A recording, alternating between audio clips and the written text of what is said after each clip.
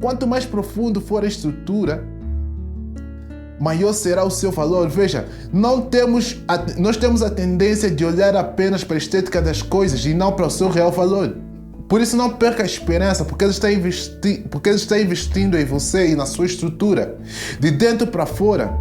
Você pensa que não precisa de todas essas coisas, mas Ele é tão bom e sabe exatamente o que deves receber em detrimento daquilo que você foi chamado para fazer.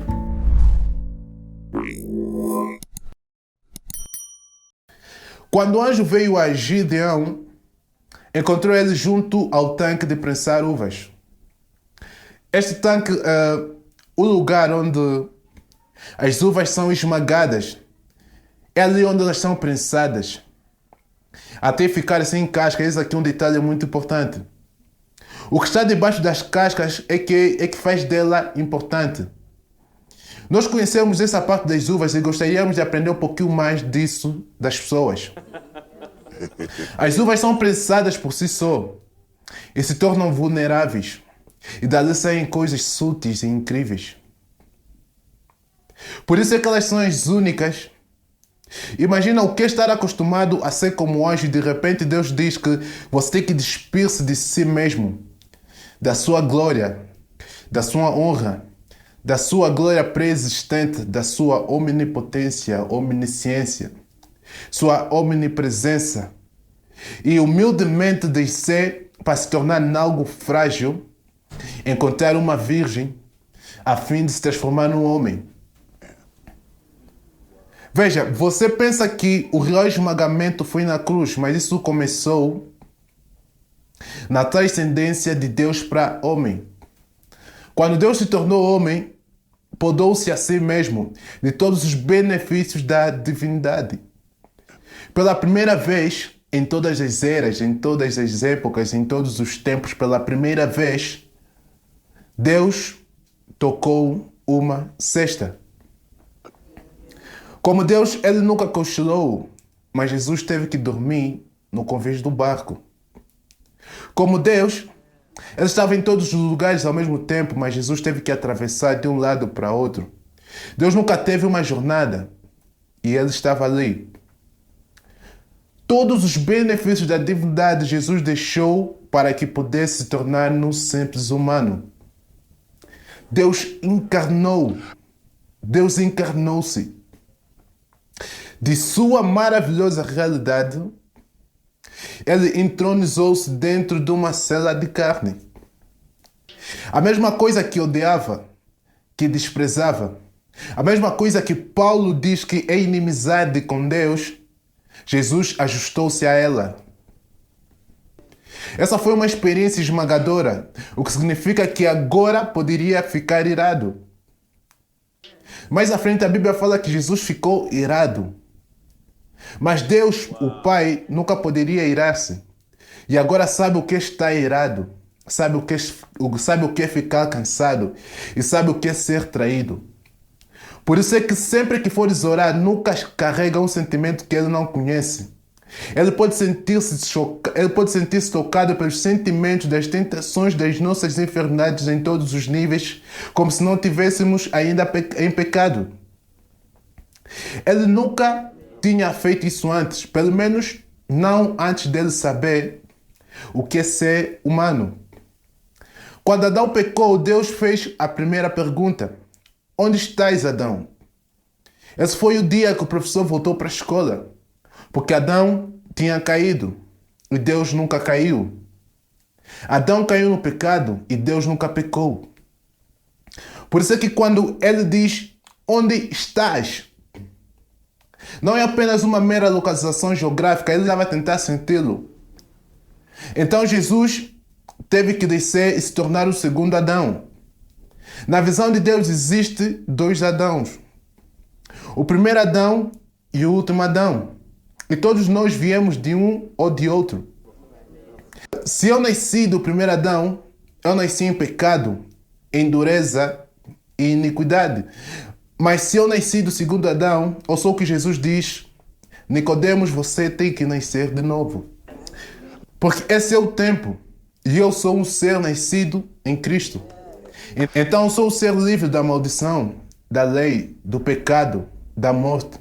E ganhei liberdade porque eu vivo nele, eu sou dele e ando com ele. E isso foi muito importante porque ganhou a mim e permitiu-se despir-se da sua glória, da sua soberania real, da casa celestial, do governo dos anjos, de andar sobre os montes, de toda a sua divindade, e toda a sua divindade foi retirada para se tornar num humano humilde. E nessa ordem, para ser esmagado, você precisa ser humilde. Você tem que aprender a desistir do poder. Você tem que aprender a desistir das suas vontades, das influências. Desistir das suas opiniões. Você tem que se calar e ser humilde. Você tem que permanecer e aceitar que Deus é Deus. Ele se fez humilde. Começou pobre. E pela sua pobreza nos deu a oportunidade de ganharmos a riqueza. Humilhou-se a si mesmo e tornou-se finito e morreu. Você consegue imaginar como é que o céu ficou chocado quando Jesus desceu às sombras e morreu? Todo o céu ficou espantado porque eles nunca prepararam um funeral para Deus. Talvez seja essa a razão do porquê que José de Arimateia não comprou o túmulo, apenas alugou. Porque sabia que não era para permanecer ali. A razão pela qual escrevi esmagado foi para te dizer que não acredite no que você está a passar. Isto não é um lugar permanente. Isto não é o teu destino. Você está ali por agora, mas acredita que isso é temporário. Não compra isso. Porque você vai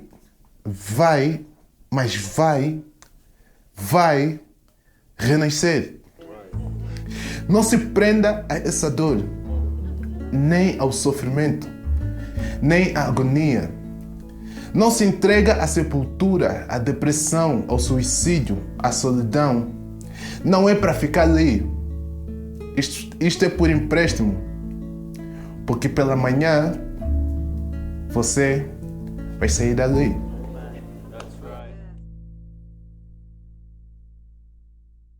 Desde a antiguidade, rapidamente o homem tinha que ganhar voz para poder falar, para poder escrever cartas.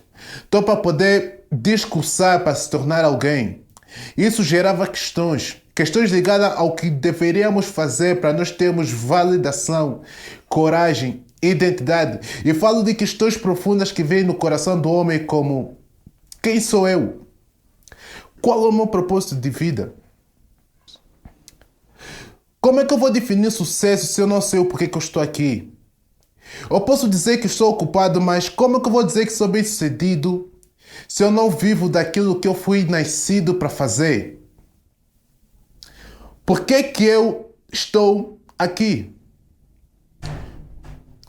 O problema é que a maior parte do tempo nós temos respostas para outro tipo de pergunta. Mas em relação a essa, você fica como se fosse um cego a perguntar para outro cego para onde você vai. E nós não podemos ter resposta à sua questão, porque nós estamos tentando procurar as nossas. A resposta que é verdadeira para mim é falsa para você, porque o meu propósito de vida não é o seu propósito. Por isso é que você tem que aprender a perguntar isso ao fabricante. Ele é a razão do porquê que nós devemos procurar por ele, porque ele é o único que tem a resposta. Não é nem simplesmente pelo que ele é, mas por causa daquilo que eu sou. Veja, realmente existe no centro da adoração uma pequena proporção de egoísmo. Por isso é que eu procuro nele, porque eu sei que ele é o único que conhece a mim. E eu quero conhecer a ele, porque ele é o único que conhece a mim. E aquele que me conhece eu nunca conheci. E eu tenho feito coisas que até hoje me deixam perplexo. Eu falo coisas que realmente me deixaram chocado. Coisas que eu reagi de maneira inexplicável. Quanto mais eu fico velho, mais eu noto que pouco eu sei sobre mim. Porque eu tenho visto coisas em perspectiva muito diferente que me fazem pensar que eu tenho múltiplas personalidades. Mas Deus sabe por que eu reagi desse jeito. Ele sabe o que deve sair, ele sabe onde ele deve apertar, ele sabe onde colocar cada vogal e também sabe como me suportar. Paulo diz, eu posso conhecer ele na comunhão do seu sofrimento e no poder da ressurreição.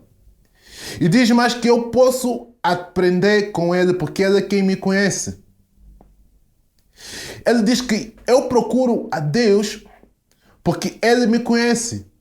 Sabe o que eu posso fazer, sabe o que eu posso construir, o que eu posso suportar, o que eu posso ter. Ele sabe o que eu devo, onde devo estar, se é com isso ou se é com aquilo, o que eu devo fazer para me conectar. E se eu não voltar ao fabricante, eu apenas serei como mais uma chave de fenda jogada, tentando coisas, apenas desperdiçando tempo, construindo algo que é disfuncional e é frustrante, porque não dá certo.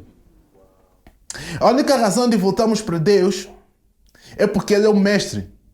Ele colocou tudo o que nós precisamos para ser bem-sucedidos na caixa, para cumprirmos a razão da nossa existência. Por isso eu não preciso desejar o que está dentro da sua caixa, porque eu não nasci para ser você. Eu nasci para ser eu. Eu não tenho que ter coisas que estão... Eu não preciso ter as coisas que você tem. Só porque Deus deu a você. Sendo assim, você precisa ser o que você nasceu para ser. Ele te deu tudo o que você precisa dentro da sua caixa para fazer aquilo que você foi designado para fazer. Se você procurar por Ele. Não tem nada a ver com autocontrole. É sobre Deus no controle. O autocontrole não pega numa uva e transforma em vinho. O viticultor é o único que pode fazer isso. E se você sempre esperar ser o que Deus te criou para ser, você vai se submeter às suas mãos e ele sabe exatamente que ferramenta ele vai usar para despertar em você a sua melhor versão. Eu me recuso a morrer. Ou melhor, eu me recuso a morrer sem Deus despertar a minha melhor versão. Quão incrível será ver o que Deus vai revelar a meu respeito. Eu não sei se foi ali, muito menos aonde colocar os parafusos, o pé numa porca para fazer isso acontecer. Eu não sei o que poderei ser, muito menos o que poderei falar, o que poderei escrever, o que poderei ter, saber e no que vou me tornar. Eu não sei nada dessas coisas, nem sei como persistir ou como permanecer, nem como sobreviver a isso ou superar essas coisas, muito menos sei como fazer isso. Ou quão bom é voltar ao fabricante para entender qual é a capacidade que esse carro pode suportar em termos de peso. Como permanecer, quão rápido pode ir, o quanto consigo alcançar. Porque Ele desenhou a cada um de nós com uma tarefa específica do reino. E se a tua vida está insuportável, isso pode ser que você esteja a viver uma vida que não é sua. Se a tua vida está fora do comum, está muito pesada, muito dolorosa, talvez você está a viver uma vida que não é sua. Você vai descobrir algo muito perfeito quando você começar a viver o que você foi designado para fazer. Quando você se render a Ele, Ele te mostrará a sua melhor versão. Por isso, desprende-se do orgulho, desprende-se da inveja, desprende-se das competições e de tudo o que é mensurável por parte daquilo que as outras pessoas foram designadas para ser. Você concorda comigo? Eu estou convencido de que o que Deus fez em mim começou em patamares humildes e não em patamares de topo. Sempre que eu estou diante de batalhas contra o inimigo, eu não falo das minhas conquistas, mas sim do que eu fazia sem holofotes, sem água. E como superei da perda do meu carro, como superei sem saber o que eu poderia fazer a seguir. Porque a minha força provém de lugares pequenos. E eu tenho medo de pessoas que não têm lugares humildes. Eu realmente tenho medo da amizade desse tipo de pessoas. Porque eles normalmente têm a tendência de deixar quando as coisas apertam. E eu duvido que esse tipo de pessoas que não têm bases humildes aguentarão a carga dos problemas. Porque se você não passou em um lugar humilde, porque se você não tem uma base humilde, você não tem um caráter estável. Você não vai entender os dias que eu chorei a noite toda para poder descansar durante o dia, quando eu não conseguia ouvir de Deus. Nós confiamos nele porque nós não temos outra escolha. Não porque nós somos boas pessoas, nós somos cristãos com muita fé, ou porque nós confiamos nele porque nós não temos outra escolha. Não há nada que você possa fazer, apenas confia. Se você conseguir se lembrar disso, você vai se lembrar do fato de que nós confiamos em Deus porque nós não temos uma outra escolha.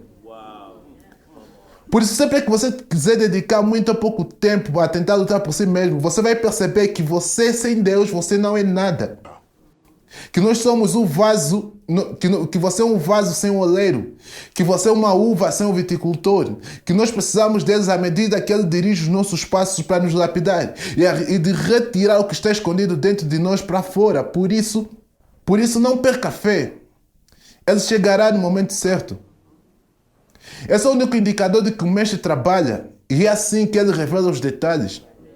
Você sempre será um eterno aprendiz no que diz respeito a detalhes. Mas quanto mais deficiente você for naquilo que ele te manda fazer, mais detalhes você vai obter das coisas. Eu me lembro quando era garoto, a minha mãe levou-me a uma loja e revelou-me um segredo de como dar conta quando algo é bom ou mal feito. Ela falou, não olha para a estrutura, observa o revestimento. Ela falou, não olha simplesmente para a calça, observa o quanto de material foi investido nela. Não é só uma questão de sentido, mas sim o quão profundo são as curvaturas. Quanto mais profundo for a estrutura, maior será o seu valor. Veja, nós temos a tendência de olhar apenas para a estética das coisas e não para o seu real valor. E por isso não perca a esperança, porque ele está investindo em você e na sua estrutura, de dentro para fora. Você pensa que não precisa de todas essas coisas, mas ele é tão bom e sabe exatamente o que deves receber em detrimento daquilo que você foi chamado para fazer. Tudo nessa vida é temporal. Tudo que você precisa, tudo que você conquista, tudo que você junta, você só vai deixar aqui quando você partir, do mesmo jeito que você vieste. Porque não vieste ao mundo e não você sairá dele. Zero. Alguém vai ficar com seu carro, outro vai ficar com as suas roupas, outro vai ficar com a sua casa, outros pegarão as suas joias. Tudo isso vai se tornar totalmente irrelevante quando isso acontecer. Esse é apenas um momento de treino para o que vem a seguir, para preparar-te para o melhor, para o que realmente importa. Tudo nessa vida é temporal e é uma preparação para o que Deus vai fazer a seguir. Tudo o que eu posso dizer nesse momento é: esteja preparado, porque está chegando.